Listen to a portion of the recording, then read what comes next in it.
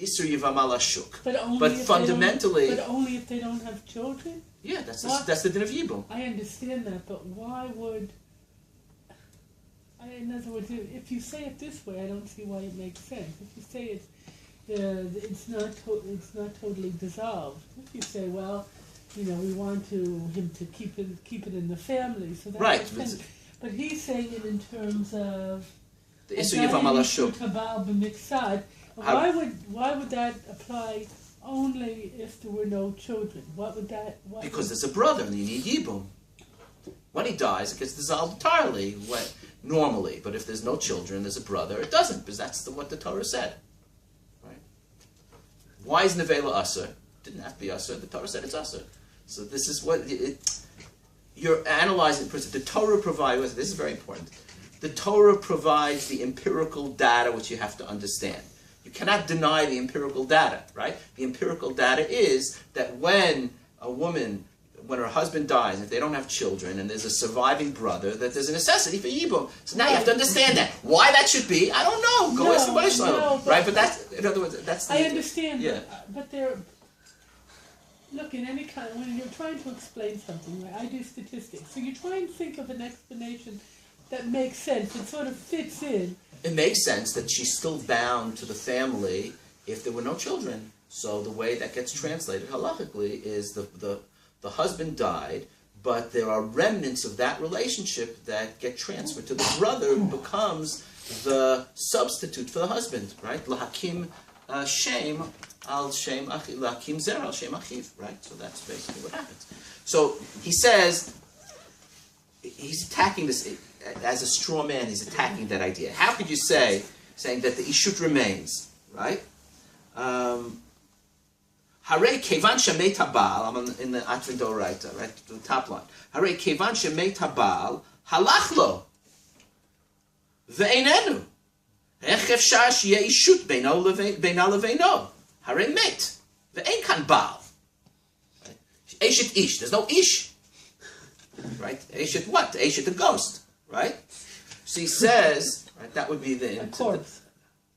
I don't want to get gruesome, okay? He said, no, you can say that even though the husband isn't there, there's still ishut. The halulei di alfina mikra. If you look at the Gemara in gerushin2, it's very interesting. The Gemara goes through a whole amud of how we know that if a woman's husband dies, how do we know that she's muteret? Okay? And he's reading it a certain way. He says, the mitat habal matir la'alma. Hainu omrim misvara the ein matir hainu omrim the misvara the ein matir klal. There's a special, he understands the Gemara there. You take a look, decide for yourselves. I'm not so convinced of his reading of the Gemara. But what he's saying is that just like a get is matir, mitat habal is matir. It's like brisk gone mad, right?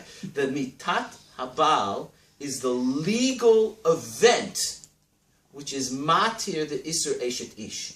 It's not merely the reality that there's no husband, so there's no ish to be an eshet to, right? It's not that. There's a legal moment, right?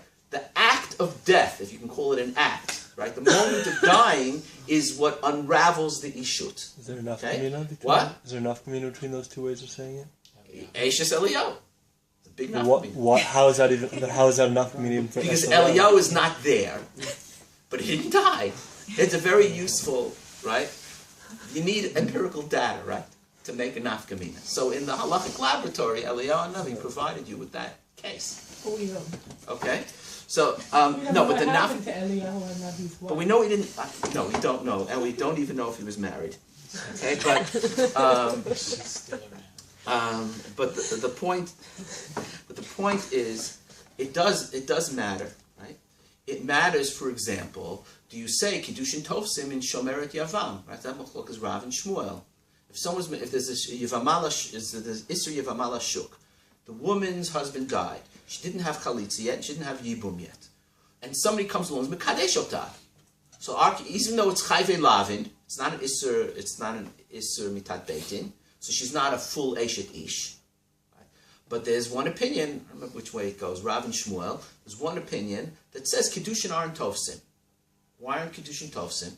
Because she's still an Eshet Ish, not in terms of the level of severity. She's an Eshet Ish without the Ish, but she still has the Isur Eshet Ish because there's a surviving brother. So the Zikah is, the nature of the Zikah is she is spoken for, quote unquote, right? And therefore somebody else can't be Mekadesh Ota. It's not only Asur, it's not Tofes, right? So that's an Afkamim, right? But that the Yeshut, and he said, as I would understand that, the Yeshut has been transferred to the brother. Right. It's not that she's married in any way to the dead man. She's not married to him. But the Isur remains. But the Isur remains, but it's not with the dead man. Well, it's the Ishut that he initiated, and it's getting transferred. The brother is instead of the dead man, right?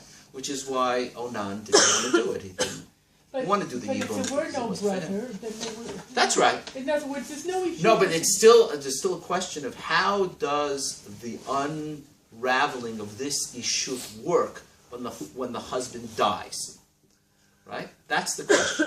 Right? Why is that important for us? If he's dead, he's dead, and there's most of the times we don't know Afkamina. Right? It's how you understand what happens by get. Right? By get uvmitata baal. Right? So you could say, well, mitata baal is the Akim Doraita straw man. He just died, he's not there anymore, there's nothing legal that happened, he just evaporated, and the Ishut evaporates with him. Okay? So if that's the case, then Gittin is not a formal legal action fundamentally, but it's shiluchim. Right? How do you do the shiluchim? You do the shiluchim through a written document, but it is not a kinyan. Okay? Or no, the fact that they're together in the Mishnah doesn't indicate that, because I can understand mitata baal as sort of a legal event. And then konat atzma b'mitata baal and konat atzma b'get is parallel. Right? And it's parallel that they're both legal events rather than de facto developments. Okay? Yeah. Does anyone take the position that, so the woman who the husband died and he didn't have any kids, does anyone say that when he died... Who dies? The husband. Yeah. The husband dies. When he died. He dies. Yeah. So you can say that is completely over. It happens to be that as a widow in this situation, there's a new halakha, right? She falls into a new category, but it doesn't mean you can say that is completely over. It's just now she happens to be right. But now there's a new halakha that says it for sure. Sure, that would probably be the more straightforward way of understanding. But we're not learning Yivamot now, right? You have to hang out as a Tosfot in the beginning. Kiddushin that talks about it. That's what they struggle. That means that you don't have to, jump through all these hoops to get to the idea that there is something that by his death, that marriage was de facto. Right. That's certainly a normal way of understanding. And you don't have the fact that it happens to be that there's another category that she falls into doesn't take away from the fact that once the marriage de facto wasn't there anymore, it wasn't there anymore. Correct. Except you have machloket. There's a shita that kiddushin aren't tofsin on this woman. So why should that be? So I'm saying, what's I was asking if the other side of that machloket that they are. The other side of the machloket is that there's a new isser here. He died. However, death works. It worked. Right? However it works, regardless. She's now no longer married to this person. There's no Isser Eshetish. There's a new Isser in this situation called Zikat Yavam, and that's different. Right? That's an Isser Lav, it's not an Isser Mitat Beitin, and Kiddushin HaTovsim, it's a different Isser. Yes. It doesn't make Mamzerut, things like that. Okay. Yeah. The reason why death can be an important example is because the man doesn't have to actively do anything. It's a situation that's created that frees her from being an Eshet Ish. So maybe there could be an afkamina, like you don't require get, the man to give the woman a get. If we see here a situation where legally her status changes without the man initiating something. Right, that's true, but there still could be an analogy between get and mitata baal in the fact that they're legal events as opposed to just de facto changes in reality. That's my point. Obviously, it's not more than that. The husband can't will himself to die in order to be mater his wife, right? Okay. There's a famous story with I think it was with Rabbi Akiva Eger about the, you know the story with Rabbi Akiva Eger? That there was a man who wouldn't give his wife a get. So they brought him to Rabbi Akiva Eger. So he went up the stairs to his little apartment, and Rabbi Akiva Eger just read the mission to him. He said, "V'konat asma bebet drachim, beget u'misas habal." So he says, "Your choice." So the guy refused. The story is, on the way out, he tripped down the stairs and he fell and he died, right? That's one way, right, of being matir agunot, so instead of coming up with a solution, you tell stories about it. In any case, but it's a good story, okay? Sounds like a good solution. Well, right, I suppose Murder Incorporated would be a solution. All right. All right, so that's just in terms of the nisuach, the formulation in the Mishnah. Okay?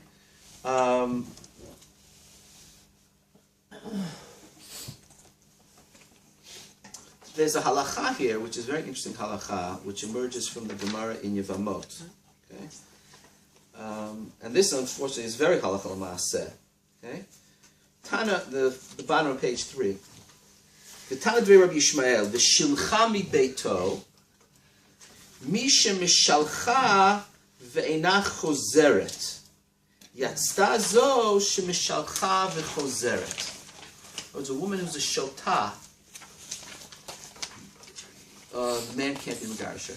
She doesn't understand, if she's so mentally feeble that she doesn't understand what it is to be megureshet, so there's no mitziut of v'shilcha mi beito. He'll send her out and she'll come back. So therefore there's no gerushin. Right?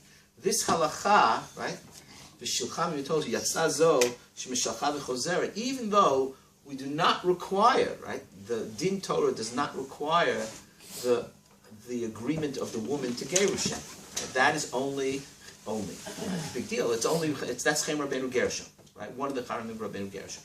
But midin Torah, you don't need her da. But she can't be a shilta, right? And that is derived from the halacha v'shilchami beito. So it could be either this tells me that the whole halacha of gerushin is de facto, and the ktav is the way we create that de facto. And if you don't have the de facto, because she's going to come back, so the ktav is meaningless. Or you can say that there are two requirements. Right? One is ktav and the kinyan, and also v'shilchami beito. Okay? This is just shota, it's not cherish b'katan. No, it would be anyone that the woman doesn't understand what it means, right? Oh yes, so anyone. No, if the woman doesn't understand what it means to be megureshet. But does that doesn't Right? I mean, halakhically speaking, the chereshet and the katana also don't understand. That would be interesting. I'm not sure. Okay. I Yeah. thought that isn't there a problem with being megarishet kana, you know, a 3-year-old whom you Well, that's what. With the Shulchan Aruch is explicit that you can divorce a chereshet and a katana. So the question there, if in the case of the katana, it could be the father, right? Right, because the kiddushin was with the father, so it could be the father. I'm not sure. Okay. Here's something halachah ma'aseh. In the formulation of the get, right? I sent you the nusachs of the get. You saw the nusach of the get of the Rif, right? The nusach of the get of the Rambam, the nusach of the get of the Rush, and the Rush talks about it here. A normal shtar. Now, what's the difference, l'maaseh, if I say that a get is a shtar and it works like a kinyan shtar, right? Or if I say a get is basically the way we do shiluchim. So then we would look at din, the way we would do it is we would look at dinei shtarot, and we'd say, how do we apply dinei shtarot to gittin? Okay, that would be the obvious thing to do. So here, actually, before we take a look at the specific example, look at the Rambam on the bottom of page 4.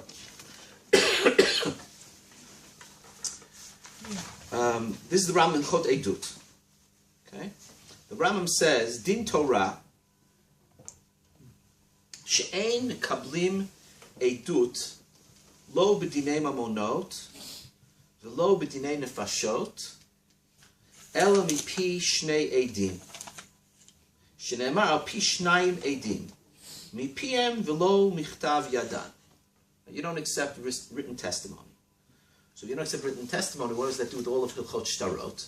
Shtarot is all about written testimony. אבל מדברי סופרים שחותכים דיני ממונות בעדות שבשטר. מדברי רבנן. אף על פי שאין העדים קיימים. And why do you do that? כדי שלא תנול דלת בפני לווין.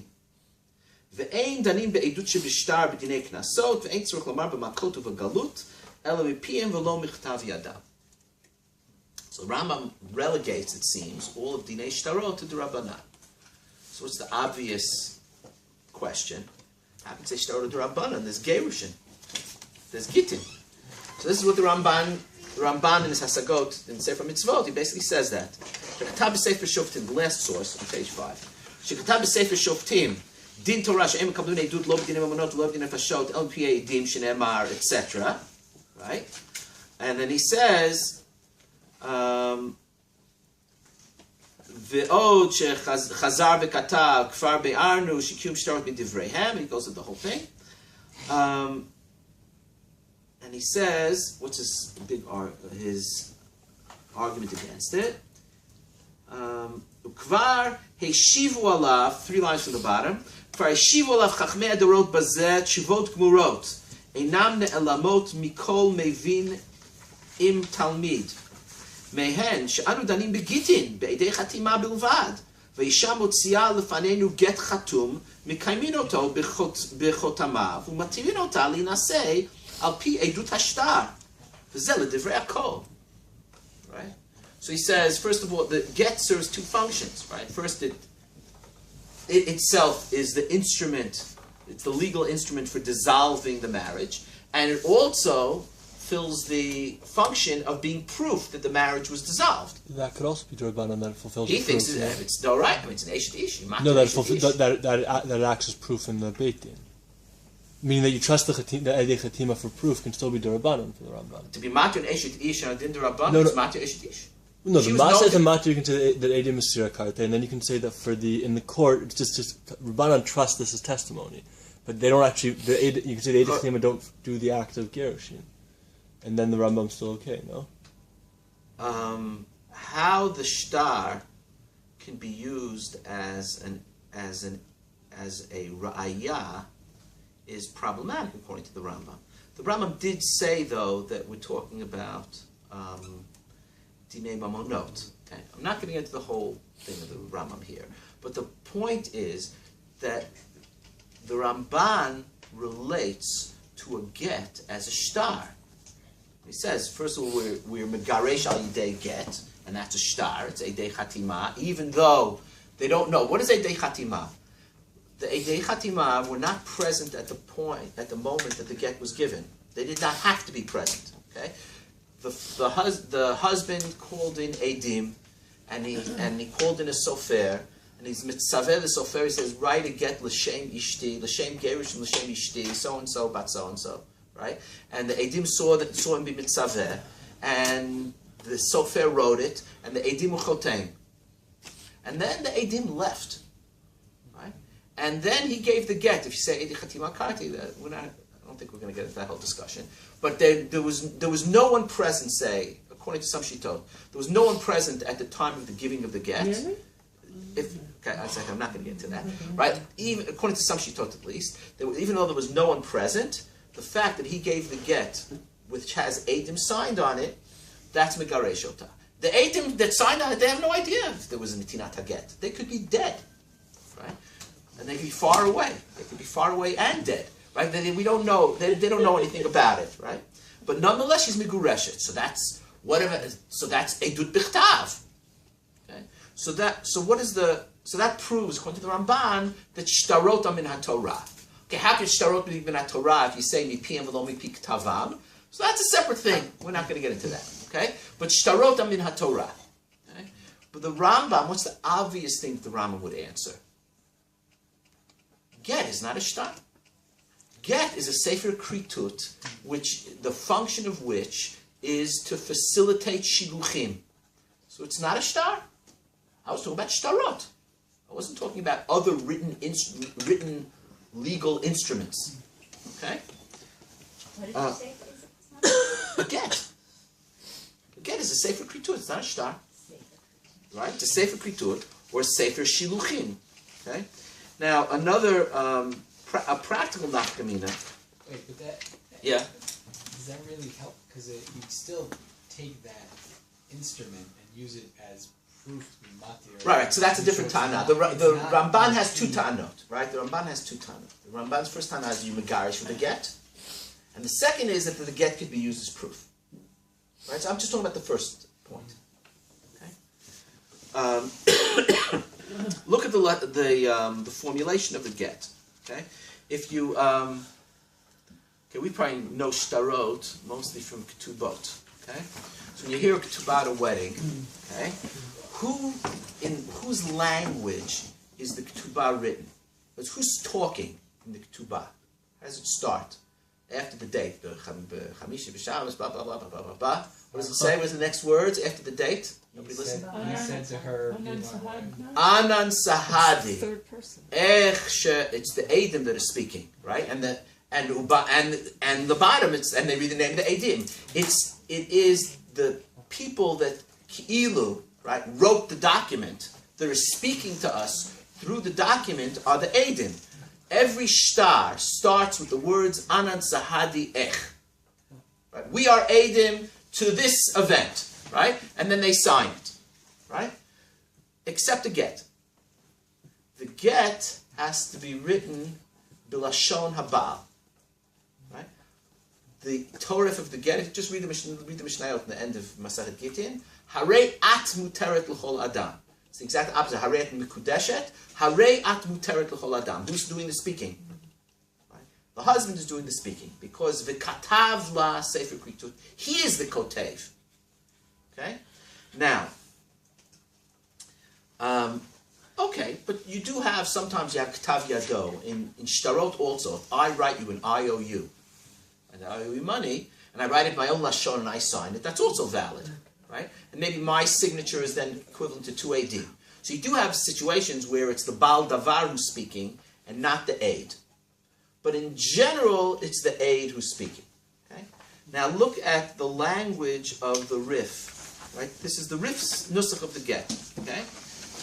B'kach b'kach b'shabbat, b'kach b'kach l'yerach ploni, b'shnat kach v'kach l'briat ha'olam, b'minyana d'ragilna l'mimnei bei, b'duchta plonit ech ana, ploni bar ploni v'shum, right? I, right?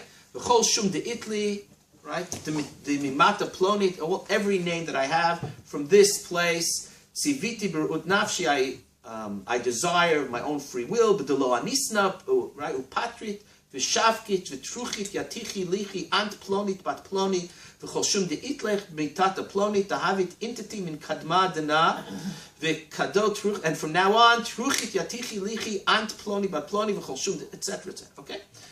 What's the language? Fundamentally, it's the husband speaking, right? I am a garish you, right? But there's one thing here which is a little odd. Ech. You wouldn't think it's such a big deal. Ech ana ploni. That doesn't fit. Ech is like some sort of vestige of the Edom speaking. Anan sahadi ech. We saw that. But ech ana ploni is like I'm bearing witness to myself. So it's still maintaining the form, even though it's the husband speaking, there's still a maintenance of the form of written testimony. Listen here how I am megaresh you. That's what the ech means. Okay? Listen. So the Rambam has that also. V'zel nusach haget. V'kach b'kach b'shabbat v'chein yer ploni, etc. And it says ech ana plonit. Ech ana ploni. Right? Look at the rush. Read the rush carefully. Zel nusach haget. V'kach b'kach b'shabbat. Ta ta ta. L'briat olam dominion shanu monim bo kan. All right. Ana ploni bar ploni. There's no ech.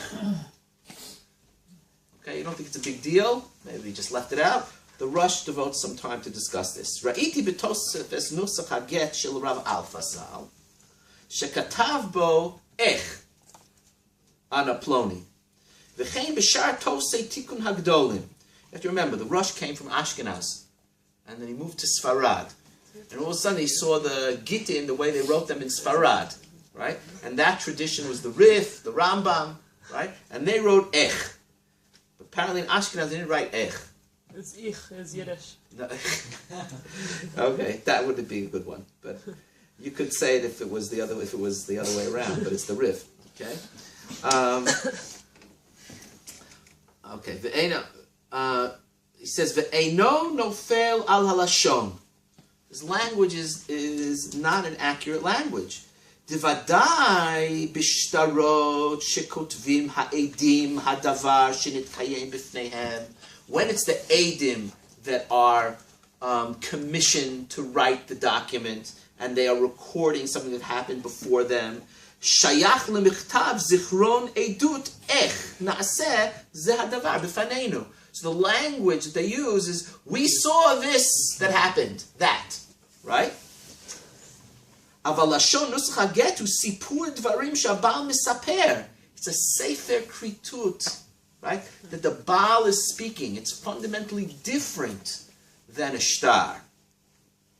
Shabal misaper shebizman hazeh hu megaresh ishto lo shayach lemichtav ech el bizman hazeh ani ploni megaresh ishti hilkach. Okay? The Shulchan Aruch. Yesh nusche gitin shekatuv behem ech ana ploni ben ploni. Ve'eno mechuvan. Okay? Ve'yesh lizaher milach tov tevat ech. Shouldn't write ech. Okay? Ve'chen yesh nuschot shekatuv behem. Different thing. Shalach for a different thing. Ve'yesh lizaher milach tov. Okay. The halacha is that you're not supposed to write ech, but if you write ech, it doesn't pass all the get. Okay, that's just. I don't know. I didn't research. I don't know what Sfaradim do. But Shulchan Aruch went along the lines of the Rush here that you don't write ech. But here's a very tangible nafkamina. Do I look at the get as a shtar, right, which is borrowed from the world of kinyanim, and in the world of kinyanim, a shtar is written testimony, so that it can be written in the form of testimony, even though it's a unique testimony. It's the testimony of the husband's speaking. It's the husband's will put down on paper, but as a testimony to his will. Okay? So then you write ech. And then it still keeps gittin in the category of shtarot. It's a shtar which has to be written in a certain way. Look, a shtar halva'ah doesn't have to be written lishma. Okay? Whether a shtar kiddushin has to be written lishma is a machloket. Okay? And again, it has to be written lishma, but that could be an additional requirement beyond the dinim of shtarot. Okay? So we'll talk about lishma. But by writing ech, I keep a get in the world of written testimony. But the testimony is the husband testifying to he himself. Right? Like I'm quoting myself to you. Right? Once I was in a shir by Rav Gustman. You know who Rav Gustman was?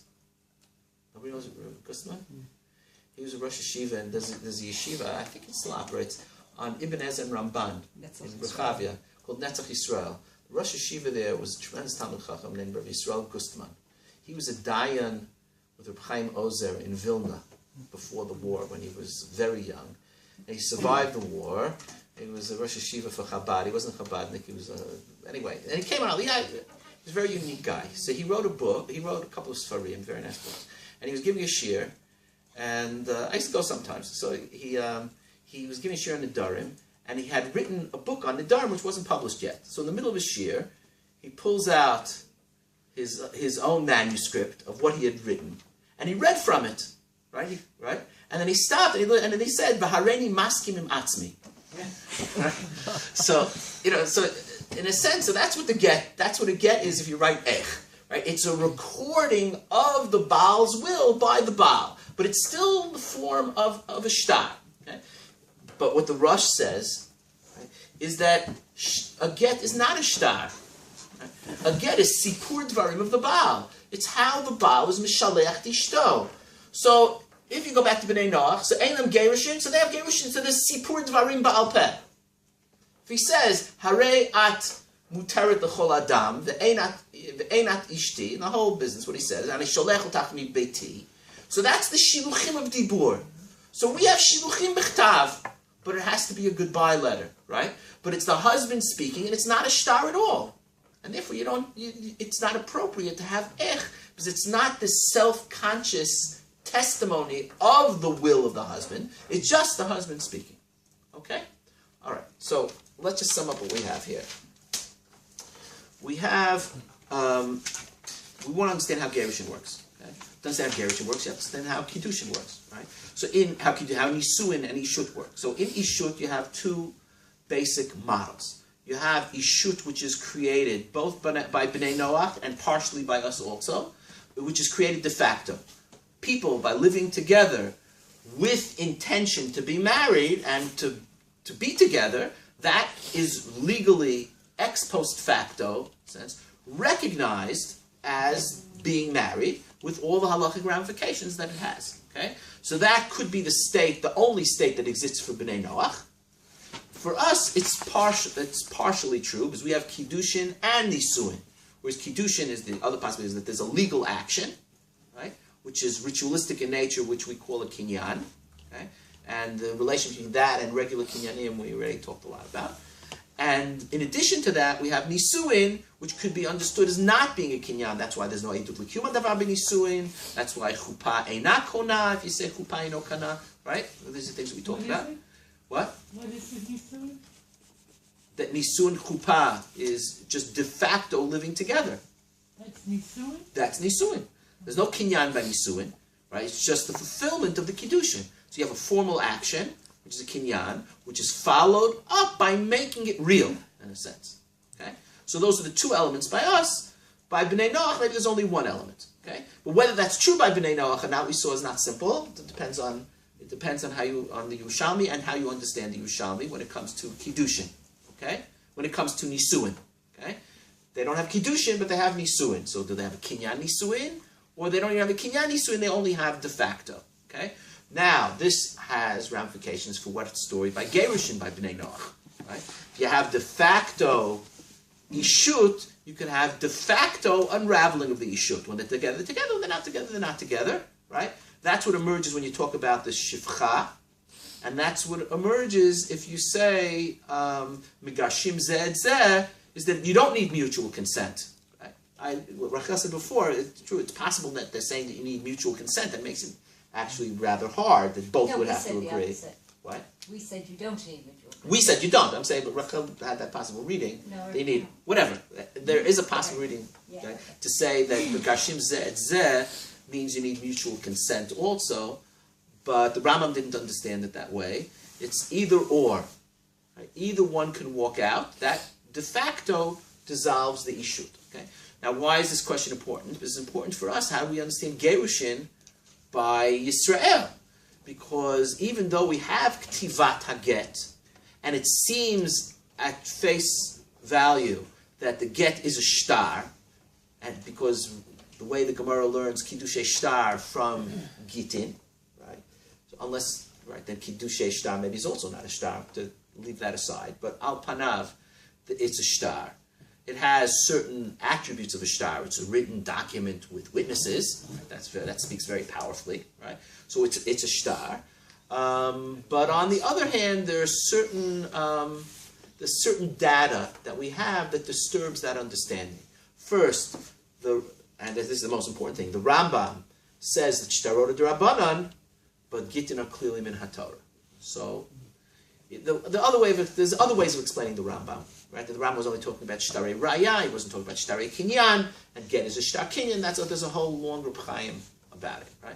But I just want to simplify the possibility that one way of responding to the Ramban, he says, what do you mean? A get is a shtar, is the Rambam would say, no, a get is not a shtar. A get is a sefer kritut, right? And a simple nafkamina is what is the formulation of the get? Not in terms of who's speaking. It's always the husband who needs to be speaking. Because it says v'katav la sefer kritut. He's the one who's speaking, right? But how is he speaking? Is he speaking as if it's a shtar, in the sense that he's bearing testimony to his own speech, sort of this self-conscious speech? It's like a little bit more removed. Here, I am writing to you here testifying to the fact that I'm giving you a get, right? Ech she, right? So there's a self-consciousness there. Or we say, no, it's just sipur, the way the Rush says, just sipur dvarim of the husband. So that's, in shtarot, you have anan sahadi ech, right? In get, you don't have ech, because it's the husband speaking, it's a sefer kritut, it's not a shtar, okay? Yeah, you want to say? It just seems like, I'm thinking in English, it wouldn't be surprising to see a legal document that says, behold, I hereby.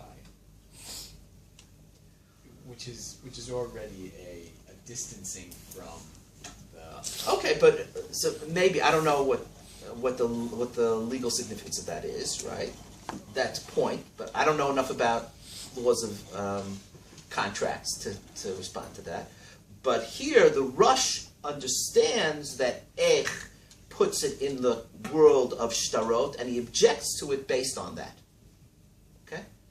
Whether you could say Ech still is the husband speaking, and it's not pogea in the sipur dvarim of the husband. The Rush doesn't say it's possible. He says it's not lashon meduyak. Right? Okay, stop here. We'll take, for those who want to stay for a Mashilach, So resume in about 5 minutes. You said 2 points, right? The first thing was... No, you want to turn on? You said 2 points. One is Yeah. whether